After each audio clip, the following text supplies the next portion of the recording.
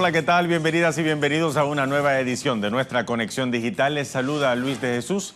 Hacemos ahora un repaso de las informaciones más importantes y que son tendencia en nuestras redes sociales. Iniciamos así nuestra Conexión Digital.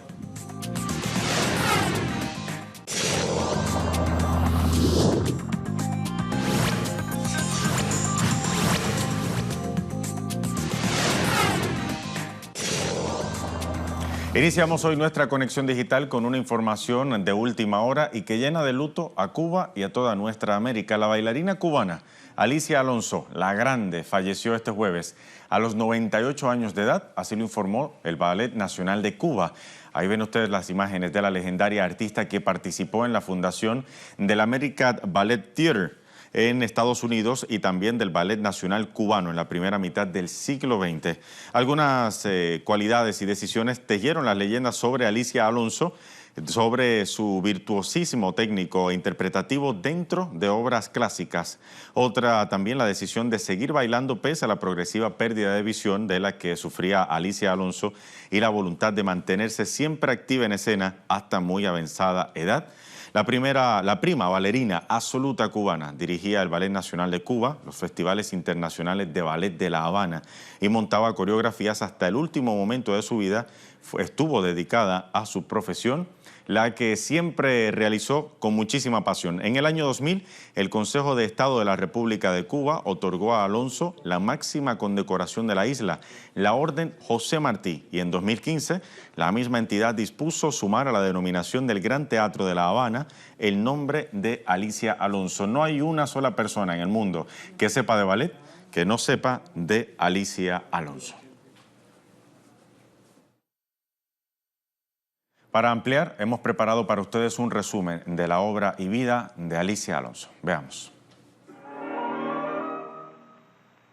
La prima bailarina absoluta Alicia Alonso nació el 21 de diciembre del año 1920 en La Habana, Cuba.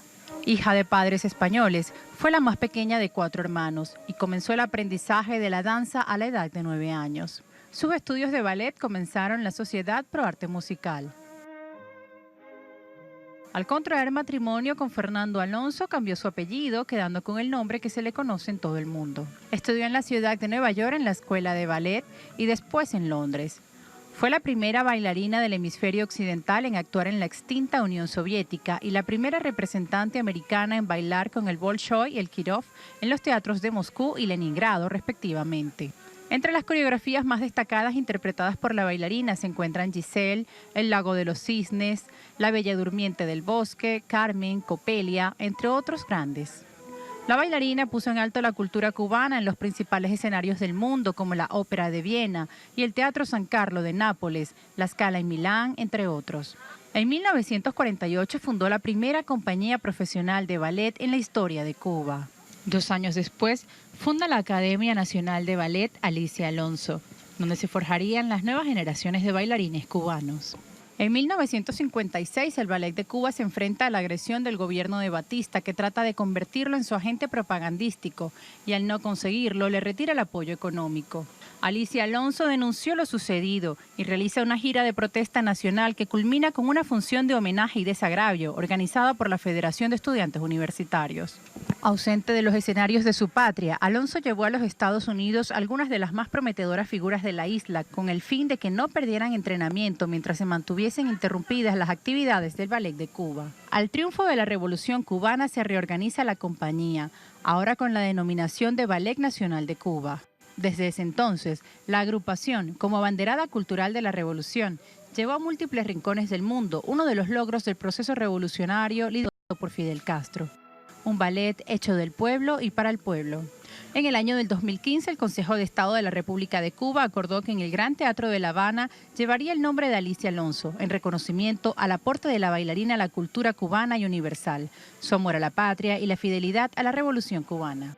Alicia, entre sus distinciones más importantes, cuenta con la Orden José Martí, la más alta condecoración que otorga el Estado cubano, y el Premio Nacional de Danza.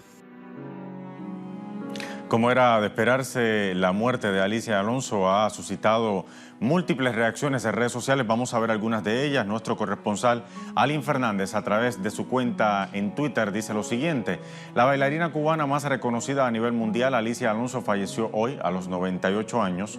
Así lo informó el Ballet Nacional de Cuba. Fue una de las personalidades más relevantes en la historia de la danza y la figura cimera del ballet clásico en Iberoamérica.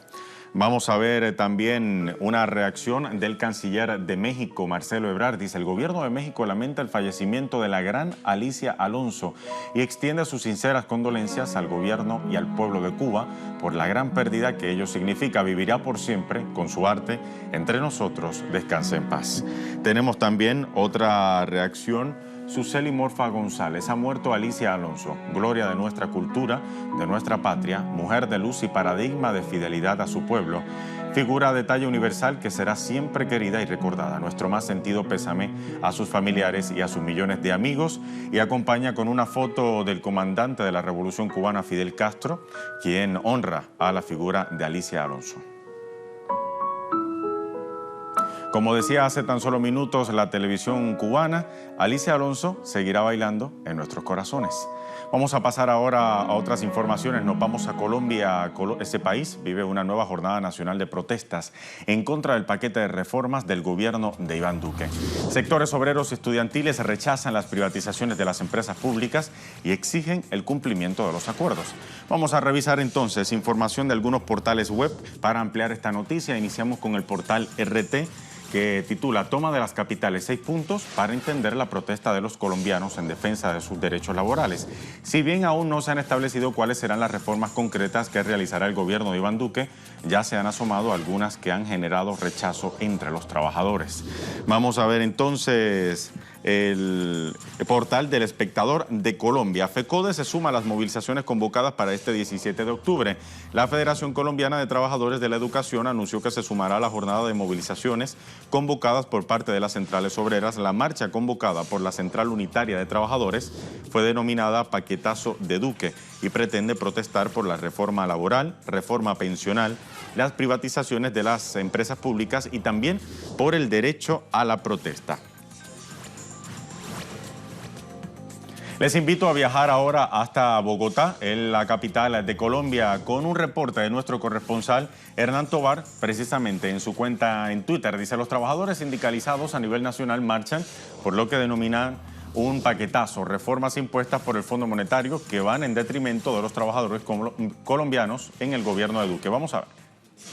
El día de hoy, a nivel nacional, trabajadores sindicalizados protestan por lo que han llamado el paquetazo de Duque. Eso tiene que ver con las reformas laborales, reformas pensionales y con la estigmatización que se ha hecho de la protesta en el país. Ellos están convocando a una marcha el próximo 21 de noviembre a nivel nacional para rechazar todas estas políticas que van en detrimento de los trabajadores. Era el reporte de nuestro corresponsal Hernán Tovar desde Bogotá. Ahora nos vamos en directo hasta México. El presidente de la República de Cuba, Miguel Díaz-Canel Bermúdez, ahí tienen en pantalla, llegó a México este jueves para cumplimentar una visita oficial a ese país. A esta hora está siendo recibido por el presidente mexicano, Andrés Manuel López Obrador. Se trata de la primera visita oficial que hace Díaz-Canel a México como presidente de la República de Cuba, y también la primera de un mandatario cubano desde el año 2015, cuando el entonces presidente Raúl Castro visitó ese país el 6 de noviembre de 2015. Durante su estancia se espera que Miguel Díaz-Canel sostenga conversaciones oficiales con el presidente Andrés Manuel López Obrador en el Palacio Nacional y también realizará otras actividades. Miguel Díaz-Canel, el presidente de Cuba, llegó hace unas horas, aterrizó en la capital mexicana junto a una delegación que está integrada por el canciller Bruno Rodríguez Parrilla, Rodrigo Malmierca Díaz y Raúl García Barreiro. Ellos son ministros del Comercio Exterior y la Inversión Extranjera y de Energía y Minas, respectivamente. También le acompañan Eugenio Martínez Enríquez y Ernesto Soberón Guzmán. Ellos son los directores generales de América Latina y el Caribe y de Asuntos Consulares y Cubanos residentes en el exterior, respectivamente. También le acompaña a Miguel Díaz-Canel, el embajador de Cuba en los Estados Unidos mexicanos, Pedro Núñez Mosquera. A esta hora son imágenes que nos llegan en vivo desde el Palacio Nacional de México, donde el presidente Andrés Manuel López Obrador recibe a su homólogo cubano, el presidente Miguel Díaz-Canel. Lo que escuchan ahora son los himnos nacionales de México y también el himno de Cuba en la visita, en el recibimiento oficial al presidente Miguel Díaz-Canel. Recordemos, más temprano anunciaba el presidente Miguel Díaz-Canel su visita a México. Vamos a escuchar ahora los himnos de México y de Cuba.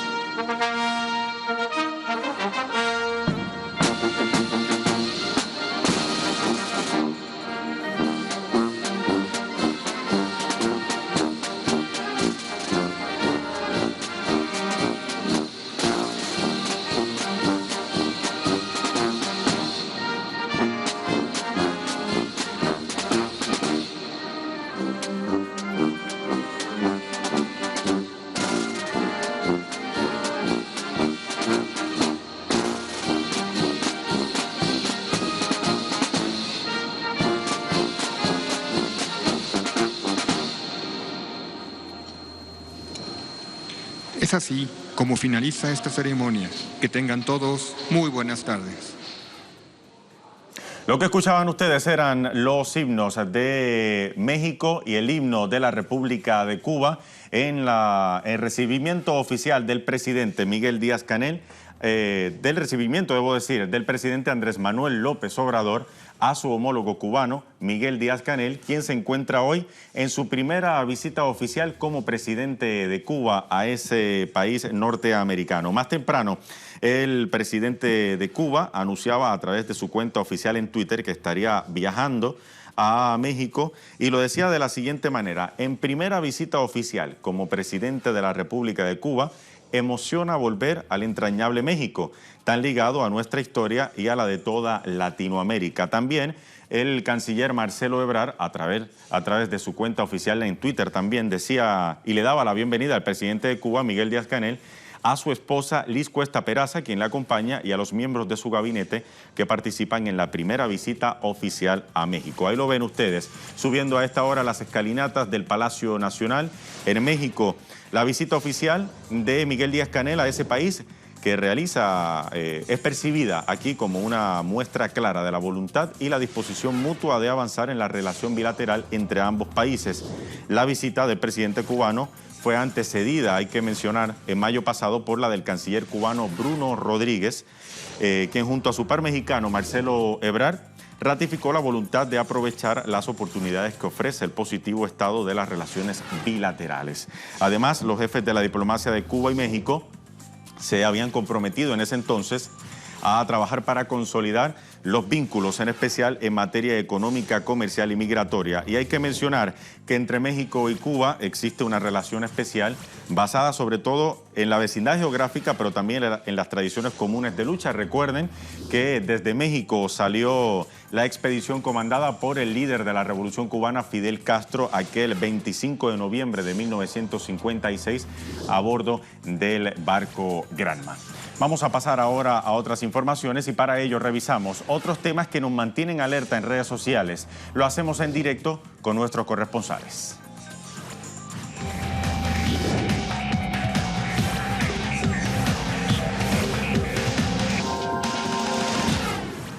Te saludo y saludamos a la audiencia de Telesur este día jueves y como bien decís, hoy se conmemoran 74 años de lo que se conoce como el Día de la Lealtad Peronista. Fue esa histórica Plaza de Mayo que se señaló por primera vez por parte del pueblo argentino, que salió a respaldar y a pedir la libertad del coronel Juan Domingo Perón, que marcaba después el camino de lo que fue la justicia social. Esa historia que mantiene y que perdura en el tiempo por parte de lo que es la militancia, pero también de lo que significó esas asignaturas pendientes que tenía el pueblo argentino y que de alguna forma hoy se ve reflejado también en esta propuesta que está teniendo el Frente de Todos, que va a realizar un acto militante en la provincia de La Pampa, a unos 570 kilómetros al sur de la capital de Argentina, en donde se van a presentar tanto Alberto Fernández, el candidato a la presidencia del Frente de Todos, como así también la expresidenta Cristina Fernández de Kirchner.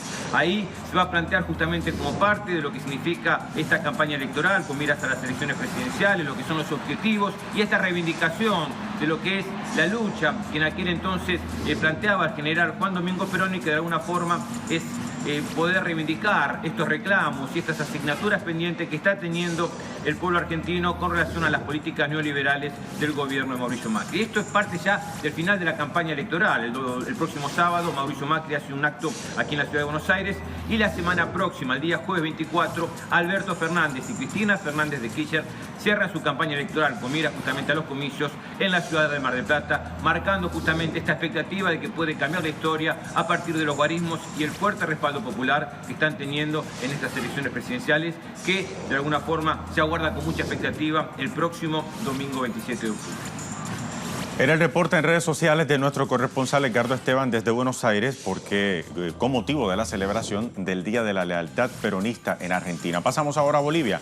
Freddy Morales, desde este jueves, rige el silencio electoral que prohíbe el proselitismo de los 9 candidatos en carrera por la presidencia de ese país.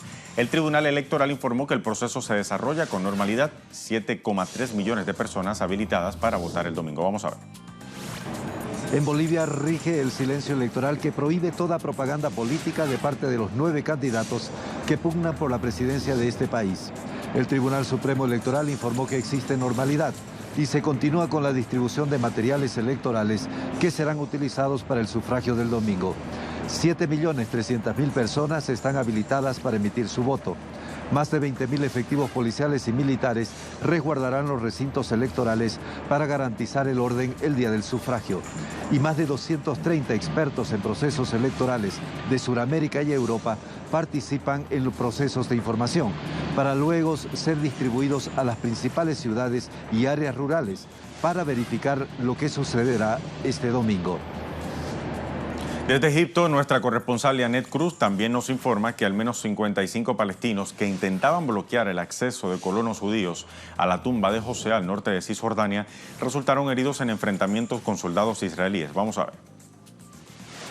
Decenas de palestinos resultaron heridos durante un enfrentamiento con soldados israelíes que custodiaban un convoy de colonos judíos fanáticos que irrumpieron en la tumba de José al norte de Cisjordania, en territorio ocupado por Palestina. Durante el enfrentamiento, 3 palestinos recibieron disparos de balas vivas, otros 14 recibieron disparos de balas de goma y según la Sociedad de la Media Luna Roja de Palestina, las víctimas fueron trasladadas inmediatamente al hospital para recibir atención médica. Los soldados israelíes también lanzaron gases lacrimógenos en las casas que rodeaban al lugar de los hechos. Esto causó la asfixia de 34 personas, incluyendo 4 niños.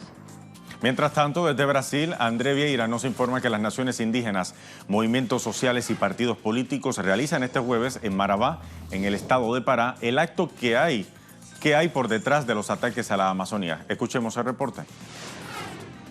Saludos a ustedes que nos acompañan aquí en Telesur. En el día de hoy se realiza en la ciudad de Marabá, estado de Pará, norte de Brasil, el acto que hay por detrás de los ataques a la Amazonía. Un acto nacional realizado por diferentes naciones indígenas aquí de Brasil y también movimientos sociales, partidos políticos que tienen como objetivo llamar la atención del mundo para los ataques del gobierno de Jair Bolsonaro a los pueblos tradicionales de ese país y también al medio ambiente. Un acto que tiene la presencia del cacique Raoni, que fue justamente el cacique que fue criticado por Jair Bolsonaro en la apertura de la Asamblea General de las Naciones Unidas este año. También este acto hace parte de un conjunto de movilizaciones que empezó justamente con el acto en defensa de la Petrobras y que seguirá en defensa de la Amazonía, en defensa de una minería soberana, en defensa, por ejemplo, de la empresa eléctrica aquí de Brasil. O sea, un conjunto de actos que serán realizados hasta el próximo diciembre para llamar la atención del mundo y también para defender la soberanía de ese país sudamericano. Tenemos más informaciones en redes sociales. Joan Ortiz y Serra desde Barcelona nos informa también en su cuenta en Twitter. Vamos a ver. ¿Qué tal? Saludos desde Barcelona, confluencia, Paseo de Gracia con la Diagonal. Hoy un tono más distendido, Olimpiada Popular. Y a los organizadores, comités de defensa de la República, pedían a los ciudadanos que vinieran con ropa deportiva, zapatillas deportivas, que se trajeran un balón para convertir esta zona de la ciudad en un campo de deporte un poco extraño porque se están mezclando todo tipo de deportes, pero por lo menos la propuesta es lúdica, es no violenta, es cívica y tiene como voluntad protestar, como siempre, por esa sentencia contra los presos políticos. Vamos a ver qué es lo que sucede después de que se desconvoque esta convocatoria, porque ya hay policía por todos lados. En cualquier caso, también protagonistas del día, las marchas por la libertad, que siguen avanzando, que siguen llegando a Barcelona, donde a las 5 de la tarde, donde estamos ahora mismo, tienen previsto llegar y sumarse a esta huelga que ya está convocada. Mientras tanto, el protagonismo lo ha tenido esta mañana el Parlamento de Cataluña. Quim Torra se ha propuesto llegar a la autodeterminación, ejercer el derecho a la autodeterminación esta misma legislatura, y Esquerra Republicana ha dicho que no tenga tanta prisa, que la prioridad por ahora es ampliar la base del independentismo, un discurso que viene repitiendo desde hace meses, que se contradice con el de Junts per Catalunya, la otra formación al gobierno, y que hace chocar, entrar en conflicto una vez más los dos que están llevando el mando de la Generalitat. Y desde Siria a Damasco, el ejército árabe sirio, después de Menbí, entra en la ciudad fronteriza de Ain Arab y continúa el despliegue de sus tropas en la frontera con Turquía para hacer frente a la ofensiva turca en su territorio. Es la información de nuestro corresponsal en Damasco, Ichan Wanus.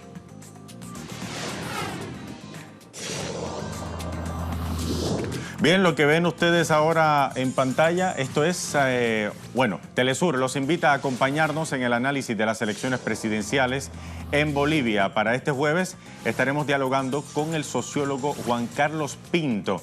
Lo pueden ver a través de nuestro Facebook Live de Telesur. Ahí está, más información en nuestra cuenta de Twitter oficial de nuestra página Telesur TV.